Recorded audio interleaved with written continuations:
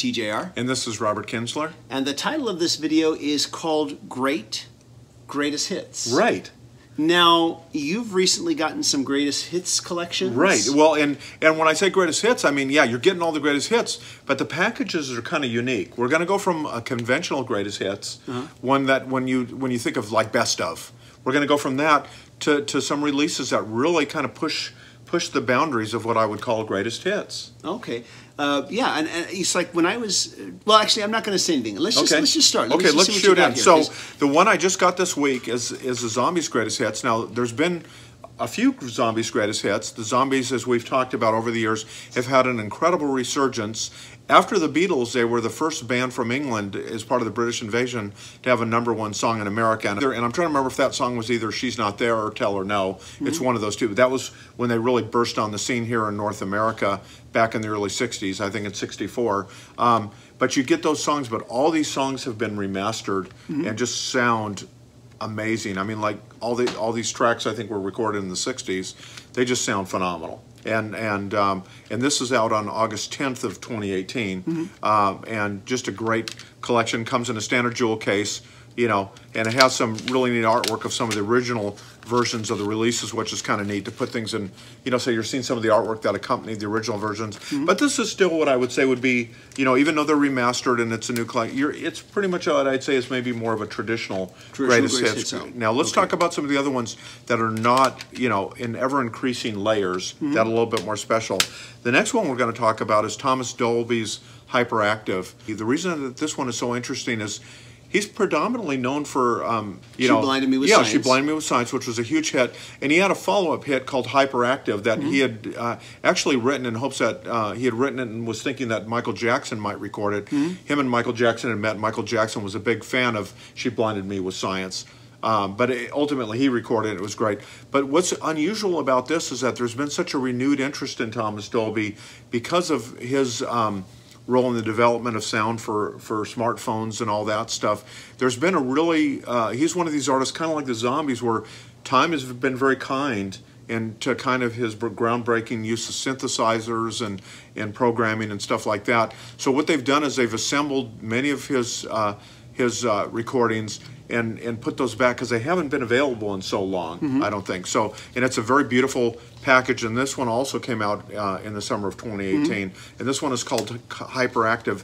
I really recommend this, and I think part of the reason they've issued this as well is just to try to get more people to be introduced to him. Yeah, rediscover, because like the Zombies, he's more than a song or two. The Zombies are known predominantly for 3 songs, but time has been very kind to them. Now they've been issuing new albums. They've also been widely hailed, and the Zombies have been going on nighttime TV and kind of had this, you know, amazing resurgence. And the same has kind of happened for Thomas Dolby. I know he mentioned when I saw him at a small kind of event in Los Angeles that he kind of is pretty much a music professor full-time.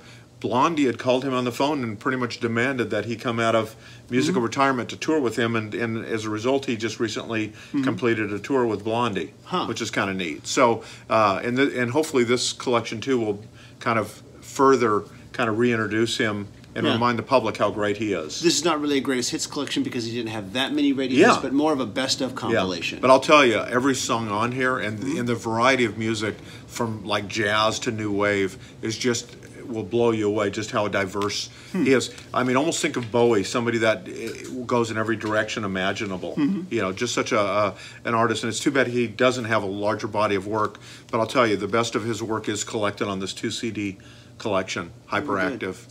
You know. Yeah, when I grew up, I first started buying greatest hits albums. That's how I got started. But then I started to explore the actual albums.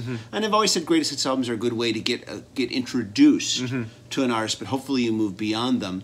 But hearing what you're saying, this is probably a good way, especially for artists who didn't have a whole lot of hits on the radio, to get just a good comprehensive overview of their work if you want to explore it further. So what else have you got here? Well, this one is really interesting. Let's talk about this one. This is A Flock of Seagulls. And it's called, yeah, you do. I remember the hair. Yeah, and the title gives away why this one is special with the Prague Philharmonic Orchestra. But this is the 4 original members of Flock of Seagulls. And my understanding is they hadn't been together, I want to say, since the late 80s or something like that. And this, whoever heads this label that that they came on, and I want to say it's AugustDay.net is the name of the label. He went to them and wanted to get the whole original band back because they did have something special. The original guitar player, people may or may not remember, but like the Edge, he was pretty groundbreaking with his use of digital delay and how he would kind of layer, had repeating lines, and some of the technical things he did on the guitar were pretty groundbreaking at the time in the early 1980s. So what he's done is they do the songs that everybody knows: I Ran, Modern Love is Automatic, Space Age Love Song. People are getting those hits, but they're with the orchestra and with the original band back in the fold. And you know what? I really have enjoyed this album. I mean, I wouldn't say it replaces the original studio recordings from the 80s, but you know, it's a great way to revisit the band's legacy and say, hey, these songs hold up pretty well. You know, cool. I'm curious about that one too. Yeah, and the package is pretty sparse. At least the one I don't know if this is the commercially available one, but again, you're getting this one for the music and the fact that the band, including Mike Score and his brother, who is the original drummer, he's back in the fold too, and it's great. The last one I want to talk about is Erasure, and it's called World Be Live.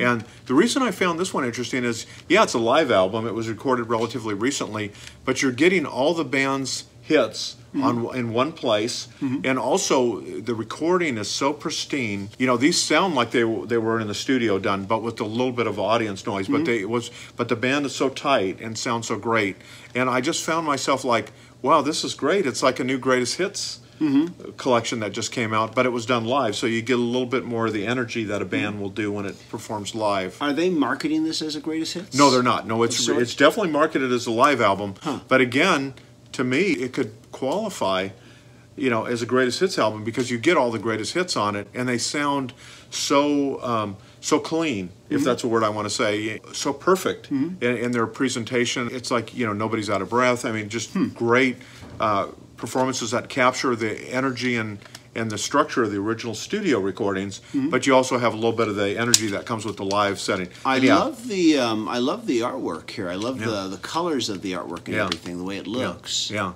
But and so now, do you think that by doing your greatest hits in a unique way, here we are. It's live, but it's the greatest hits, or we're doing the greatest hits with an orchestra.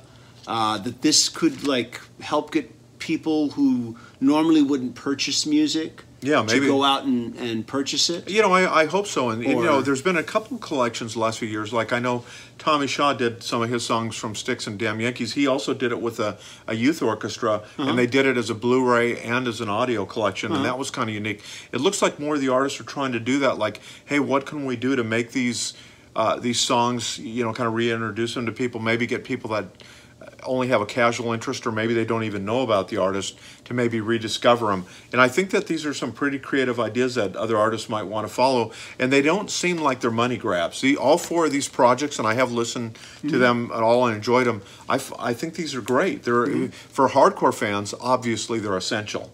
But even if you're a casual fan, I think you're going to really like these. Okay. So I think that's why I wanted to bring them together as greatest hits.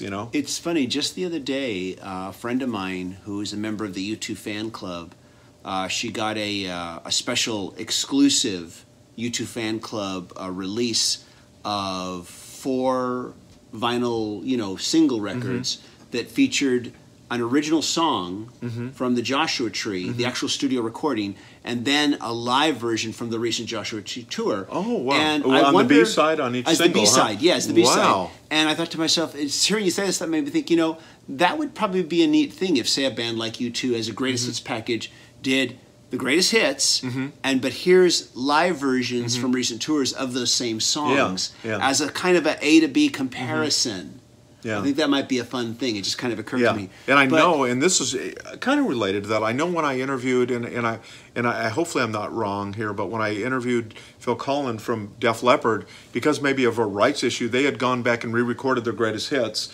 So that they had control of those recordings. Let's say they want to sell them to movies or television rights or something. So then they own those recordings, and they sounded almost identical. What we're talking about with these, obviously, this is you're getting the original studio albums, but with these, they're not just simply doing the same songs verbatim, but they are presenting those songs in in a great way that is not going to disappoint fans of the original versions, but you're getting something a little bit different too, and I like that. Cool. Kind of like what you were just talking about with what U2 did. Yeah, yeah, cool.